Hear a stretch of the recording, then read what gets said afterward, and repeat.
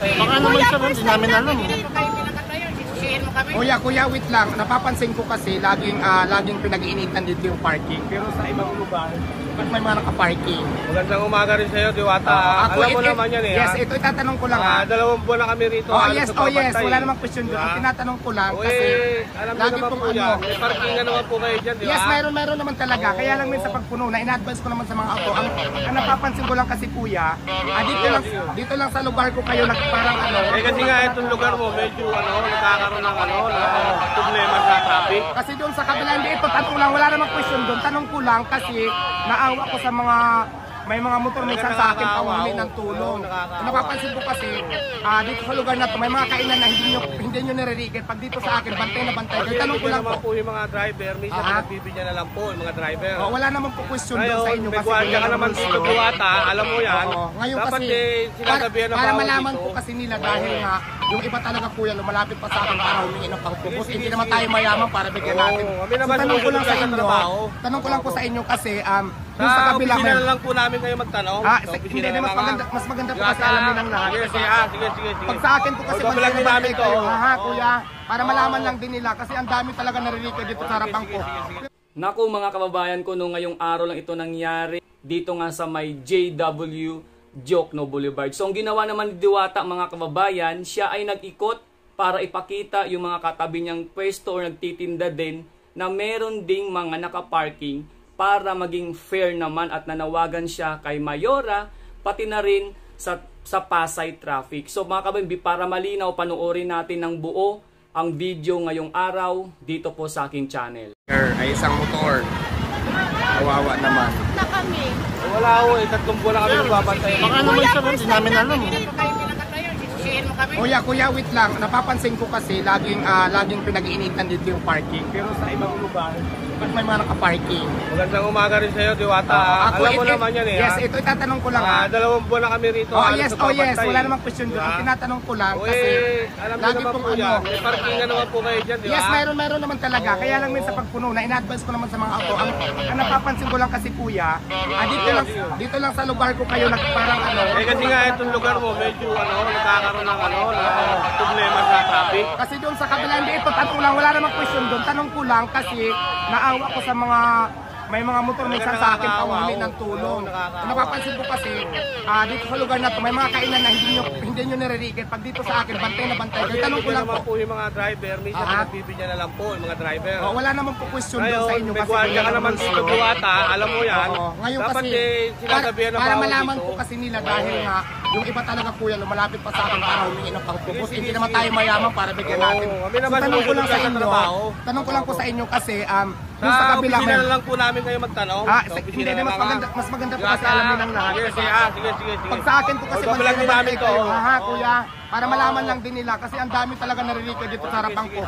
Pero sa kabila may mga kainan, hindi nyo naririke. May mga video rin ako dito. Bakit ano pang sa akin? Hindi, nakikita ko talaga, natutulog pa nga doon, may pagkainan pa eh. Para maging fair lang kuya kasi nakakaawa ko talaga. Kuya, yun lang. Kawawa naman sila Di ba? Hindi po namin alam. Kaya Hindi po namin alam. Ganun dito, pagdating dito sa akin sa harapan ko, bantay na bantay sila. Kaya kawawa ko talaga.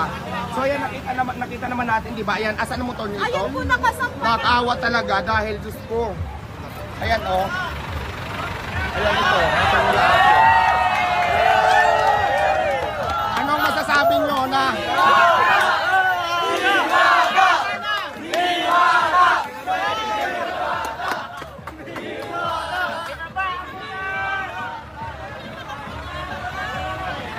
Hindi ate, susubukan natin kausapin si Kuya kung pwede pa. Pero kung hindi, po talaga kami tutulungan kita na-inform. para sa pangtubos mo. Promise ko yan.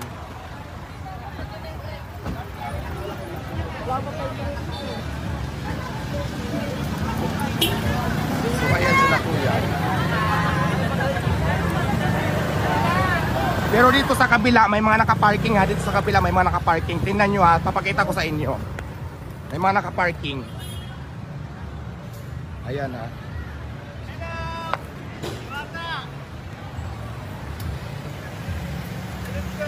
Ayan, may mga nakaparking doon, banda sa dulo. Hello po, hello. So So papakita ko lang na hindi sila pair ha.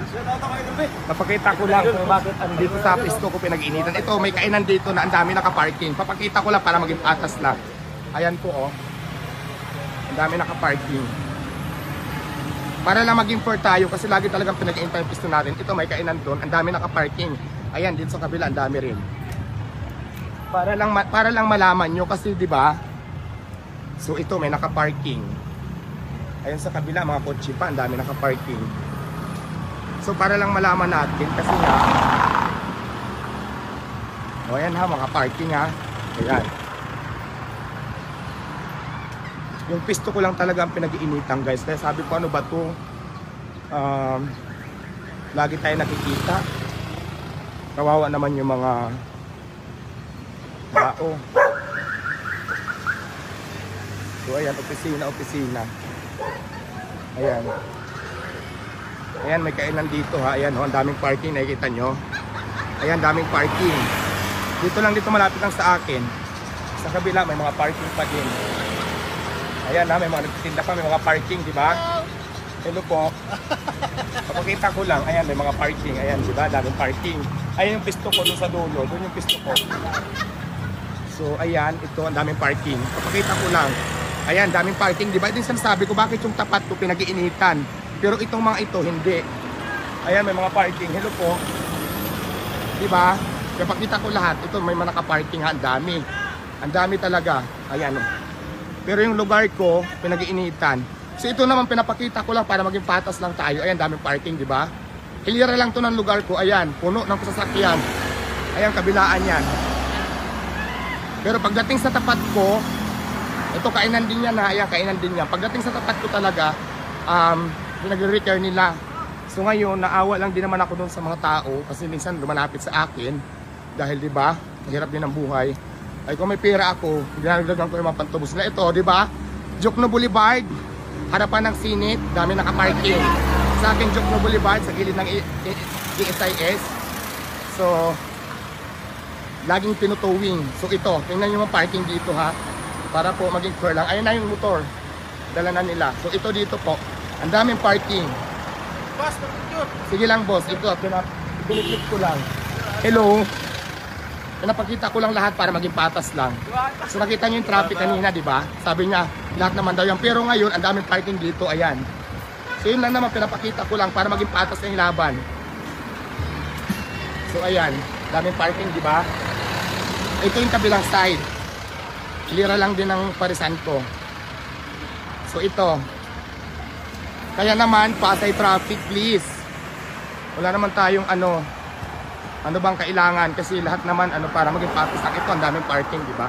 O may kainan din dito. Ito, kainan to, ayan. Kainan yan, ang dami naka-parking. Ito ang hindi nila tinutowing dito. Ayan ha, ayan. Ayan po. Ito kainan. Ayan po kainan yan. So ang daming parking sa harapan, di ba? Bakit ang tanong ko, ayan. Ang tanong ko, ayan, kainan yan. Ang tanong ko, bakit pagdating sa akin, kawawa yung mga naka-parking, ayan, kainan to. Para maging fair lang. O, ito, naka-parking sa harapan. Naka-parking sa harapan, ang dami. So, ayan, Jokno Boulevard. Ayan, di ba, ang dami naka-parking. Ang dami. Baka kainan yan. Yan. Tapos sa kabila naman tayo. Kasi, para maging patas lang tayo. So, ayan. Ayan po, ang daming vendor. Ang dami din naka-parking. So, ayan ha. Ang daming tinda, ang daming naka-parking. Hello po. Ang pinagtataka ko, pagdating doon sa akin, doon na sa akin, diretso nito, ang akin sa unahan. Doon yung nakabantay yung mga traffic. Doon nila tinutuwin yung mga sasakyan ng mga dumarating motor, kotse man yan. Kaya yan ang gusto kong itanong. Guys, yun ang gusto kong itanong. So yun lang, yan. Di ba namin mga naka-parking? Walang traffic na nakabantay dito, pero doon sa harapan ko mayroon. Kaya yan. So yun lang naman. Wait lang kuya ha. So yun lang naman. Para lang malaman nyo na parang hindi patas. Ayan sa kabilahan, daming parking. Yun na naman. Traffic Pasay please. Sana maging fair naman, nakaawa yung mga tao. Para malaman din ni Mayora. Kasi hindi nila alam, kawawa naman yung mga tao talaga. So para hindi masilip sila, pabayaan na lang din naman sana. para ayan, di ba, ang daming parking, may mga vendor pa nga. So yun, ito yung hilira ng pisto ko. Ayan, nakikita nyo, di ba, ang dami. Sa unahan yan, akin na, yung tindahan ko, doon na sila nakapisto yung mga traffic. Pero dito sa lugar na ito, isang hilira lang kami. So ang pinagtataka ko lang talaga para malaman nyo, kawawa kasi talaga yung dumarating na hindi nila alam. Kuya, mamay na po yung picture ha, nag-vlog po ako eh. Ayan, dami naka-parking, may mga sasakyan titinda pa, ayan. O pa, ayan. Ayan. Ito, mga sasakyan nagtitinda pa nga. Ayan, sasakyan, mga nagtitinda pa sila, nakaparada dito sa hilira namin. Ayan, ayan, ayan. Ayan. Tapos doon sila bantay na bantay. Ayan na yung sa akin sa unahan na yan. So ayan po. Ayan. So matagal ko nang gustong i-vlog to. Kasi nga, sabi ko parang hindi naman patas yata yung laban. So blinag ko lang siya para at least malaman nyo lang din na napaka-unfair talaga. Kasi naawa ko sa mga taong na-repair.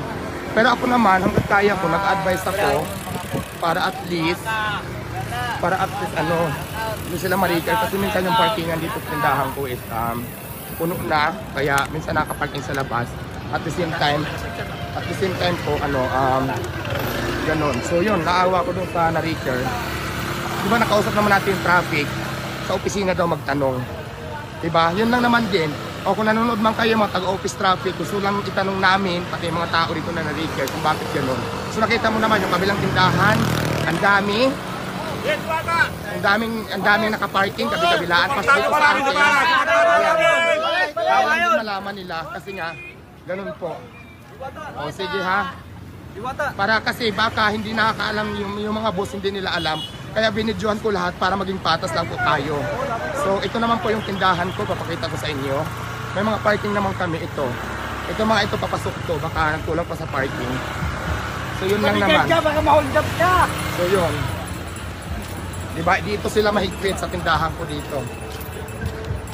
Nasitiyado ko. Oo. Sandali lang kuya. So yun lang. So ate, anong masasabi mo doon sa na-repair na motor mo?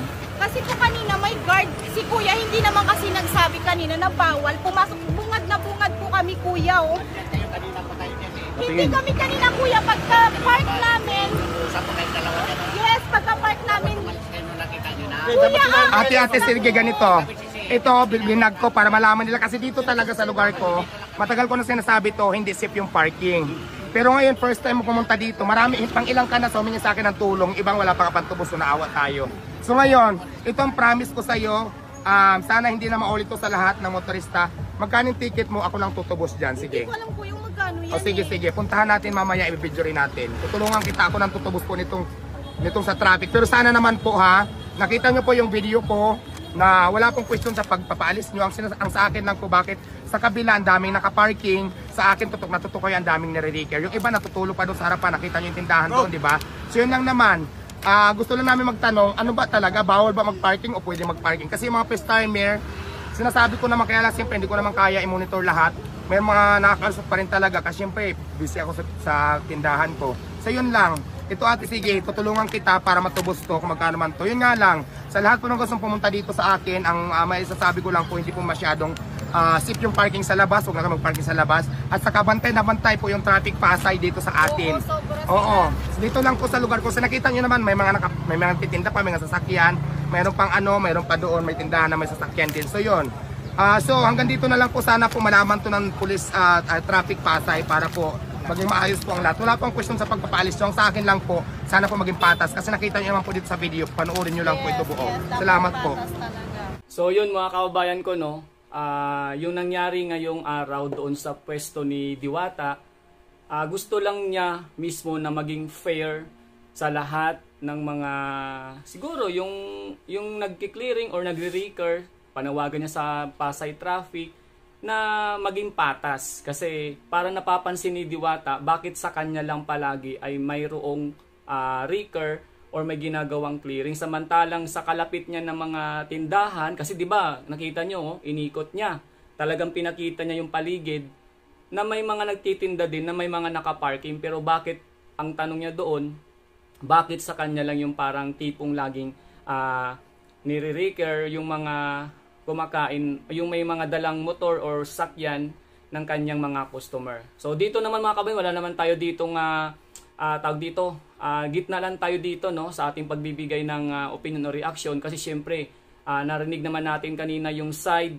ng isa sa mga na-interview ni Diwata doon sa Pasay Traffic, na kung saan parang kumbaga ginagawa lang din naman nila ang kanilang trabaho. So sa side naman ni Diwata, ang sabi niya maging fair lang naman sana or maging patas, kasi napapansin niya halos sa kanya lang palagi may ganun. Dahil inikot naman talaga niya, nakita din naman natin mga kababayan na meron naman din talagang may mga nagtitinda, may mga tindahan na may mga nakaparking din sa harap. So dito kayo na pong bahala magbigay ng inyong komento or opinion, at huwag niyo po kalimutan na mag-like, share, and heart and follow dito sa aking channel. At salamat po sa patuloy na pagsubaybay sa lahat ng aking mga content and live dito sa aking channel. Magandang araw mga kababayan. Salamat po ng marami.